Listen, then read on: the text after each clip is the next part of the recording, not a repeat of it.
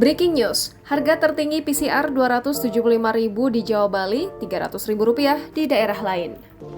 Kementerian Kesehatan mengumumkan batas biaya tertinggi tes PCR pada Rabu 27 Oktober 2021. Pelaksana tugas Direktur Jenderal Pelayanan Kesehatan Kemenkes Abdul Qadir mengatakan, batas biaya tertinggi tes PCR di Jawa Bali Rp275.000 dan Rp300.000 untuk di luar dua pulau itu. Ketentuan ini berlaku mulai Rabu ini. Abdul mengatakan tarif tersebut diputuskan setelah melakukan evaluasi terhadap komponen-komponen tes PCR seperti layanan, harga regen, dan biaya administrasi overhead. Ia meminta semua fasilitas kesehatan seperti rumah sakit dan laboratorium menerapkan ketentuan harga tertinggi tes PCR yang telah ditetapkan.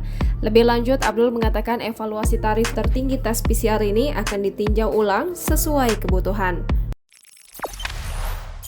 Jangan lupa subscribe, share, komen, dan like ya!